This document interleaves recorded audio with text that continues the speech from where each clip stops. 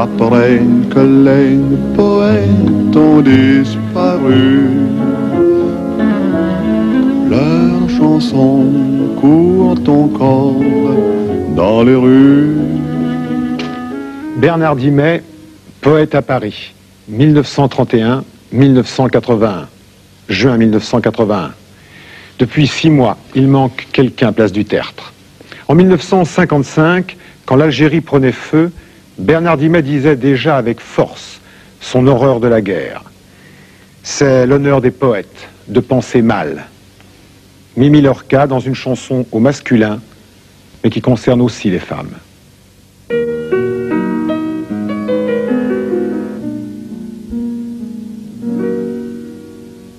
Pourquoi donc irais-je encore à la guerre, après ce que j'ai vu, avec ce que je sais? Où sont-ils à présent, les héros de la guerre? Ils sont allés trop loin chercher la vérité. Quel que soit le printemps, les cigognes reviennent. Tant de fois le cœur gros, je les ai vus passer. Elles versaient pour moi des rêveries anciennes, illusions d'un enfant dont il n'est rien resté. Toutes les fleurs sont mortes au fusil de nos pères. Bleuets, coquelicots d'un jardin dévasté. J'ai compris maintenant ce qu'il me reste à faire. Ne comptez pas sur moi si vous recommencez. Tout ce que l'on apprend dans le regard des femmes, ni le feu, ni le fer, n'y pourront jamais rien. Car l'amour est lui seul survit parmi les flammes. Je ferai ce qu'il faut pour défendre le mien. Pourquoi donc irais-je offrir ma jeunesse, alors que le bonheur est peut-être à 2 pas? Je suis là pour t'aimer, je veux t'aimer sans cesse, afin que le soleil se lève sur nos pas.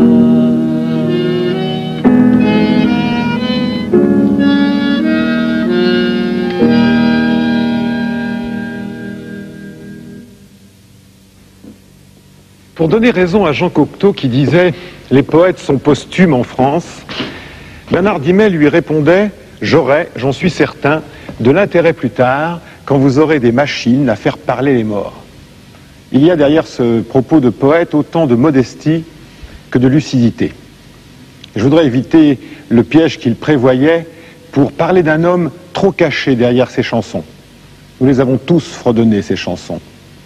Il les écrivait tard la nuit sur les nappes en papier des bistrots de Montmartre, à l'heure où les peintres ont déserté depuis longtemps déjà la place du Tertre. Dans l'arrière-salle de ces bistrots, entouré de quelques copains, 100 fois sur le mot, il remettait son ouvrage. Oui, ce sont devenus des chansons qui ont fait le tour du monde. Mon truc en plume, Syracuse, même air pour Michel Simon. Des mots et des notes plus connus que lui. Rue Le Pic, on voyait d'abord son ventre, sa barbe ensuite, et enfin son ballon de vin rouge qu'il portait triomphant comme le Saint-Sacrement. Son rire n'effrayait pas les pigeons de Paris et les gosses du quartier l'appelaient toujours par son prénom. Cette image un peu usée du poète de Montmartre, c'était pourtant Bernard Dimet exactement. Il ressemblait à l'idée que l'on a des hommes de la bohème, mais il valait bien mieux que cela. Mouloudji, Félix Marten, Zizi Jeanmaire, les frères Jacques, Henri Salvador, Jean Sablon, Yves Montand, Charles Aznavour nous ont fait entrer tour à tour dans Le Monde de Bernard Dimet. Pour Juliette Gréco, il a écrit « J'ai le cœur aussi grand qu'une place publique ». C'est justement ce que ses amis pensaient de lui. Quand il évoquait la machine à faire parler les morts, peut-être pensait-il à la télévision. Il y est venu trop rarement, mais heureusement Claudine Kirgener l'a attrapé au vol en 1978. Bernard Dimet, lui qui écrit des chansons. Moi qui fais des chansons depuis bientôt 20 berges, comme d'autres s'amusent à faire des mots croisés, cultivant le jardin où fleurit ma gamberge, je tire mon chapeau à ceux qui sont passés, à ceux qui trimbalaient au fond de leur musette des mots qui méritaient 100 fois le Panthéon, qu'on chantait dans les rues histoire de faire la quête sur les places de Paris à coups d'accordéon. Entre Ninipo de chien, la fleur de la Bastille, et Prosper et hop la boum, et parlez-moi d'amour. La vieille Java bleue qui faisait tourner les filles, et les pièces de 10 sous qui tombaient dans les cours.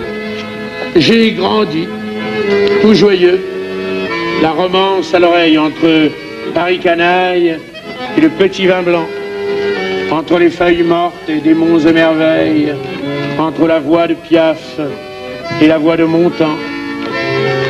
Des chansons venues du fond des âges, de l'époque où le roi faisait battre tambour jusqu'au temps des cerises. Le plus bel héritage, le plus joli fleuron de la chanson d'amour. J'aurais tellement aimé écrire la vie en rose, croiser Monsieur William entre Ostende et Paris, sur le port d'Amsterdam, cultiver ma cirrhose. C'est du petit bonheur, mais ça n'a pas de prix, les chansons. Les refrains qu'on fredonne en sourdine entre l'île Saint-Louis et le pont Mirabeau, quand mon pote le gitan s'endort dans sa verdine, c'est comme un beau poison qu'on aurait dans la peau. Moi qui fais des chansons pour occuper mes heures, je voudrais en faire une qu'on n'oublierait jamais, afin que parmi vous, un peu de moi demeure, comme une fleur vivace aux marches du palais. Des marches du palais aux marches d'escalier, sa dernière voisine, sa dernière chanson. Vous allez entendre comment les vers de Bernard Dimet résistent bien au choc violent de la musique moderne de Rachid Bari. Pour Mimi Lorca, sa dernière voisine, Bernard Dimet a écrit La fille de la nuit, un portrait sans complaisance et très juste de cette héritière de la tribu Dimet.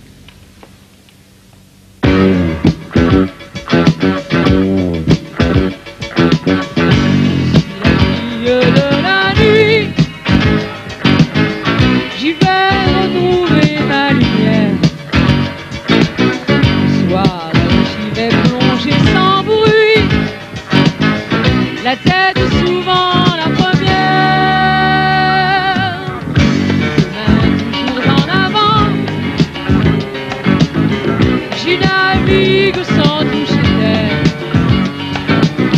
La nuit ressemble aux océans, et moi j'y cherche le mystère. Car la nuit c'est comme la mer, les routes y sont toutes inconnues. Je voudrais m'y promener nu, le cœur et la tête à l'envers.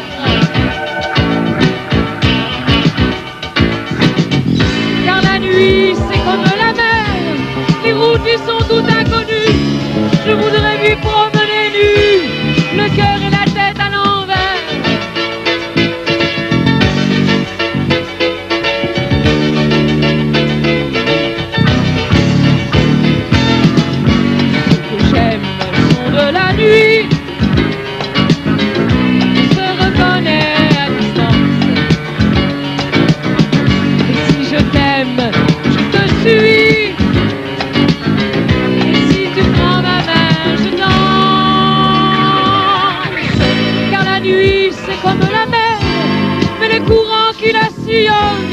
Reprennent toujours ce qu'ils donnent.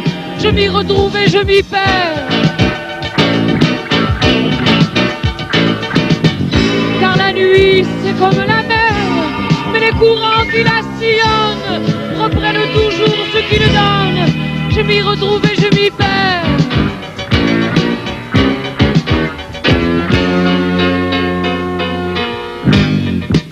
Que tu viennes de n'importe où,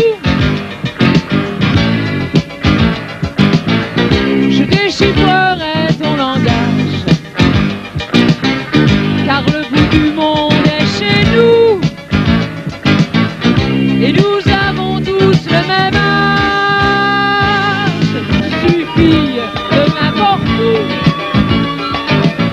j'émerge à n'importe quelle heure, depuis que je cherche après vous, je ne sais plus où je ne meurs. Je suis de la nuit, j'y vais retrouver ma lumière.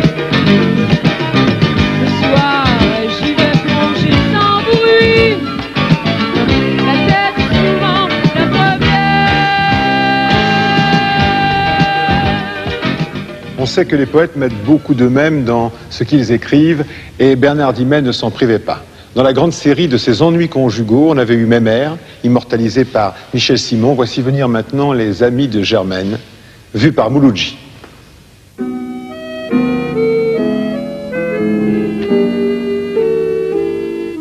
Si les amis de ma femme se trouvaient tous ensemble sur la place de l'Étoile, elle n'y suffirait pas. Des fois je lui dis, Germaine, vraiment à quoi ça ressemble? T'en aurais que la moitié, ça ne te suffirait pas. J'ai beau la raisonner, y a vraiment rien à faire. Des fois je lui dis, Germaine, t'as trop de tempérament. Elle me répond, Biquet, je ne t'ai pas dit le contraire. Au fond, moi ce que je lui reproche, c'est d'aimer trop le changement.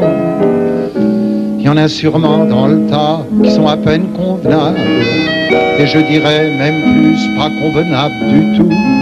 C'est ce que je lui dis, Germaine, tu n'es pas raisonnable. Je sais que les hommes du monde en trouvent plus beaucoup, mais sélectionne un peu les messieurs que tu fréquentes.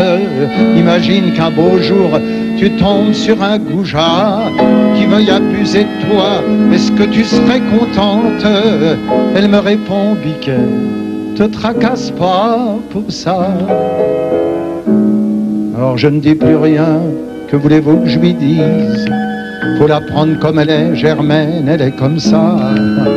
À côté de ça, je dois dire que c'est une femme exquise. D'ailleurs, elle aurait pas autant d'amis sans ça. Quand elle est avec eux, je me demande ce qu'ils peuvent faire. Ils doivent se balader, faire la conversation. Il existe tellement de moyens de se distraire. Quand il me vient une idée, je redonne à l'occasion. Quand je lui demande ce qu'elle fait, elle me répond, je te trompe. Tu vois que je n'essaie pas de dorer la pilule. Si elle croit que je la crois, la Germaine, elle s'autorompe. Parce que si c'était vrai, je serais tellement ridicule. Au début des années 50, quand ni le jukebox, ni le néon n'avaient encore envahi les cafés de Paris, on se retrouvait pour chanter ensemble. À cette époque, vers 1956-57, Bernard Dimet débarquait de sa province natale comme tous les vrais Parisiens, et il retrouvait sur la butte ses copains d'alors qui s'appelaient déjà, mais personne ne le savait, Francis Lay, Michel Magne, le peintre Dragomir, Aznavour même, Sablon, et beaucoup d'autres. Ensemble, ils écrivaient des chansons.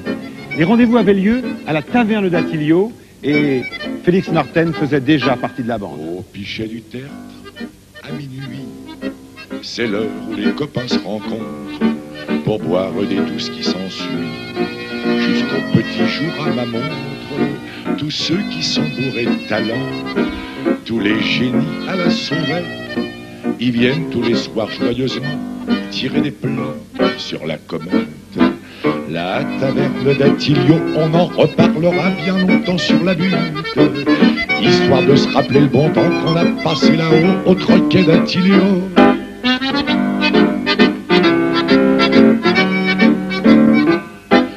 Tous les Léonards devinrent sourds, au mur, au plafond pendent leur croupe. y en a qui peuvent pas boire là-dessous. Les plus intelligents s'en foutent, tous les rapins l'œil embrumé ruminent des pensées moroses et chantent le grand air des paumés quand le touriste prend la pause. La taverne d'Attilio, on en reparlera bien longtemps sur la butte, histoire de se rappeler le bon temps qu'on a passé là-haut au troquet d'Attilio.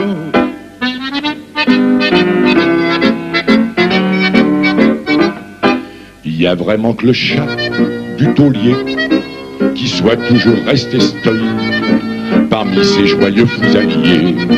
Lui seul connaissait la musique, histoire de rire en parlant de toi. Canaille d'Attilio, si tu claques, on viendra tous une dernière fois au mur du pichet foutre une plaque. La taverne d'Attilio, on en reparlera bien longtemps sur la butte, histoire de se rappeler le bon temps qu'on a passé là-haut au troquet d'Attilio.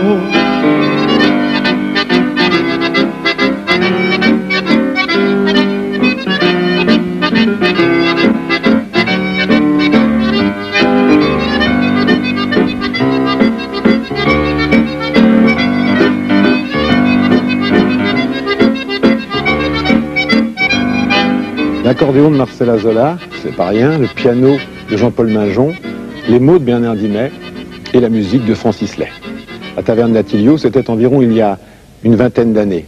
Et sur la butte, quand ils avaient travaillé tard le soir avec la bande de copains, dont Félix Marten, Francis Lay reprenait son accordéon, redescendait quelques rues pour rentrer chez lui, boulevard de Clichy, dans un modeste appartement au premier étage d'un petit immeuble, pour travailler, car il écrivait la nuit, il composait la nuit, Francis Lay. Et il se couchait, il se recouvrait avec une couverture et un drap pour ne pas déranger les voisins qui s'impatientaient. Peut-être regrette-t-il aujourd'hui de l'avoir un petit peu empêché de travailler, mais tout ça est loin et aujourd'hui Francis Lay a certainement la place qui lui convient pour faire la musique que vous aimez. Il faudrait parler de Bernard Dimet, poète. On a beaucoup parlé du faiseur de chansons, et ceci n'est pas incompatible, mais il y a une parenté quand même avec Prévert. Prévert habitait Pigalle, Blanche plus exactement, et Dimet, Montmartre, ils se croisaient certainement dans les rues. Mais les poètes n'ont pas forcément besoin de voyager d'un billet de train ou d'un billet d'avion pour sentir les choses et dire les choses. Pour dire justement les enfants de Luxor, Bernard Dimet, vous allez voir, a trouvé le ton lyrique et émouvant qui convient. Quand je sens certains soirs ma vie qui s'effiloche et qu'un vol de vautours s'agite autour de moi, pour garder mon sang-froid, je tâte dans ma poche un caillou ramassé dans la vallée des rois. Si je mourais demain, j'aurais dans la mémoire l'impeccable dessin d'un sarcophage d'or et pour m'accompagner au long des rives noires le sourire éclatant des enfants de Luxor. À l'intérieur de soi, je sais qu'il faut descendre, à pas lents dans le noir et sans lâcher le fil, calme et silencieux, sans chercher à comprendre, au rythme des bateaux qui glissent sur le Nil. C'est vrai, la vie n'est rien, le songe est trop rapide, on s'aime, on se déchire, on se montre les dents. J'aurais aimé pourtant bâtir ma pyramide et que tous mes amis puissent dormir dedans. Combien de papyrus enroulés dans ma tête ne verront pas le jour ou seront oubliés aussi vite que moi. Ma légende s'apprête.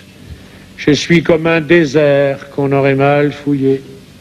Si je mourais demain, je n'aurais plus la crainte ni du bec du vautour, ni de l'œil du cobra. Ils ont régné sur tant de dynasties éteintes. Et le temps comme un fleuve à la force des bras. Les enfants de Luxor ont 4 millénaires. Ils dansent sur les murs et toujours de profil, mais savent, sans effort, se dégager des pierres à l'heure où le soleil se couche sur le Nil. Je pense m'en aller sans que nul ne remarque ni le bien ni le mal que l'on dira de moi. Mais je déposerai tout au fond de ma barque le caillou ramassé dans la vallée des rois. Dites-moi, Félix Marten, c'est pratiquement une histoire d'amour avec Bernard Dimet. Ah oui, c'était une histoire d'amour, puisque c'est Odette Laure qui m'avait envoyé 2 garçons, Barian Cousin et Bernard Dimet. Vraiment, c'était formidable. Une histoire d'amour mouvementée parfois. Ah oui, oui, mouvementé, parce qu'il m'est arrivé de l'enfermer chez moi à double tour pour qu'il travaille, et puis un jour, il m'a vidé ma cave, c'était du Bordon-la-Rose, j'ai plus rien retrouvé. Vous avez envie de faire un vilain jeu de mots, les 400 coups de rouge avec Bernard Dimet? Oui, ah bah, c'est-à-dire que là, on peut faire le jeu de mots si vous le voulez, mais place du tertre maintenant, c'est plus un coup de rouge qu'on dit, c'est un Dimet. On dit un Dimet quand on met un coup de rouge. C'est une manière aussi de rentrer dans l'histoire. C'est exact, oui. Quand vous écriviez avec lui quelques textes, dans quel état il était? Ah ben, un soir, il m'est arrivé à Saint-Germain-des-Prés, il était 10h du soir, on a fini à 9h du matin au Croissant rue de Lyon, et c'était « Ivrogne, c'est un nom qui nous vient de province, et qui ne veut rien dire à Tulle ou Châteauroux, mais au cœur de Paris, je connais quelques princes, qui sont selon les heures archanges ou loups-garous, et puis... » Vous faisiez un beau duo. Félix Marten, vous allez nous faire un cadeau. Vous allez chanter Syracuse, c'est la première fois que vous le chantez. Jean Sablon, qui l'a créé, est aux États-Unis. Mon est à l'Olympia, heureusement. Salvador joue au boule, hélas. Merci de nous chanter Syracuse. C'est moi qui vous remercie.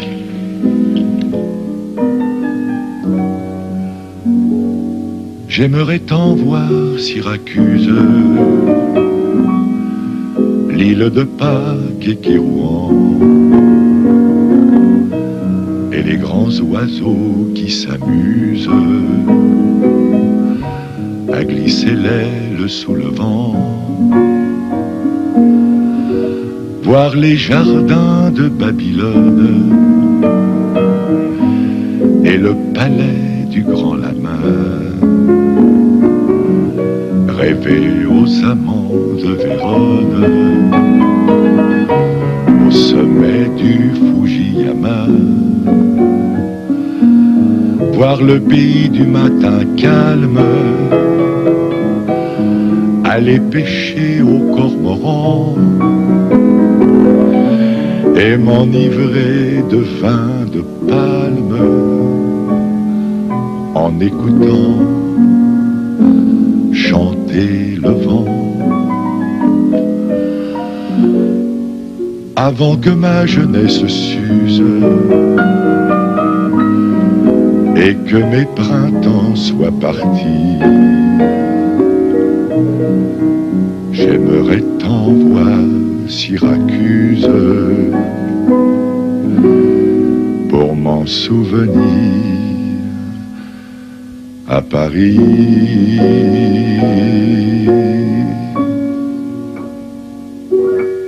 Quand ils se souviennent de Paris, les étrangers pensent d'abord à la fête, aux plumes, aux grands spectacles, aux Folies Bergères, au Moulin Rouge, au Casino de Paris.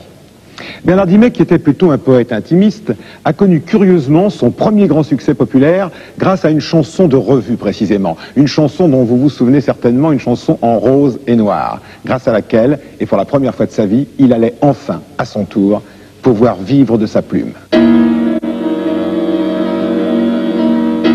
Mon truc en plume, mon truc en plume, plume de oiseaux, des animaux. Mon truc en plume, c'est très malin, rien dans les mains, tout dans le coudre. Mon truc en plume, mon truc en plume, rien qu'en passant, ça fouette le sang. Mon truc en plume, ça vous caresse avec adresse, tout en finesse. Moi je vis ma plume et je plume le bitume, et c'est au clair de la lune que j'allume les pierrots. Mon truc en plume, ça fait rêver mais c'est sacré, faut pas toucher.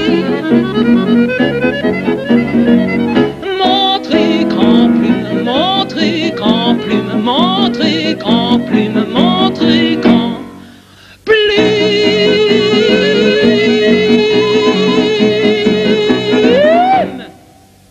Voilà, Zizi Jeanmaire a repassé son flambeau, son plumeau, devrais-je dire, à la belle Julie Land. Retrouvons maintenant l'ambiance nostalgique de Bernard Dimet, celle qu'il aimait le mieux. Encore un bistrot à 2 pas de Pigalle, au Gerpil. Des copains, de la musique, quelques mots, quelques poèmes, des chansons plus tard. Il fallait évidemment Mouloudji pour dire l'éternel carnaval du monde de Bernard Dimet, poète à Paris.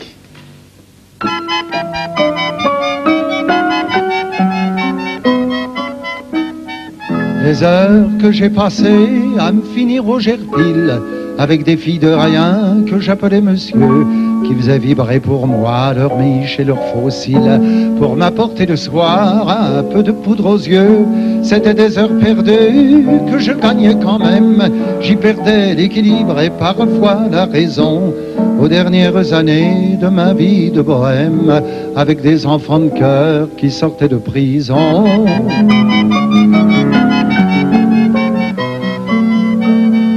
C'est une maladie, comme on dit, de jeunesse. Je suis un vieux gamin assez mal conservé. J'ai toujours adoré les chemins de traverse qui vont du Sacré-Cœur au quartier réservé. Je ne demande rien aux gens que je fréquente, qu'ils soient flics ou curés, à vrai dire, je m'en fous. Ou mâles à toute épreuve, égarés chez les tantes, pour prendre un peu leurs pieds ou pour se faire des sous.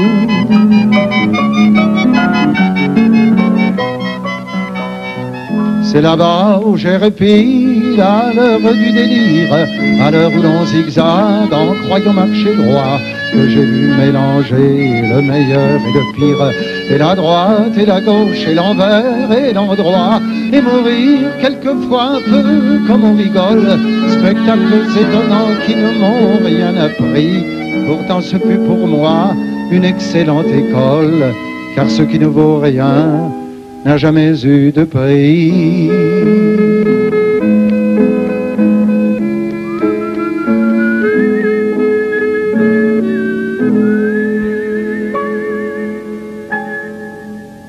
Pépère, on va rentrer. Vas-y, finis ta bière. Il est minuit passé, c'est plus des heures pour toi. Le patron du bistrot va boucler ses lumières. Et pour le dénicheur, ce sera la prochaine fois.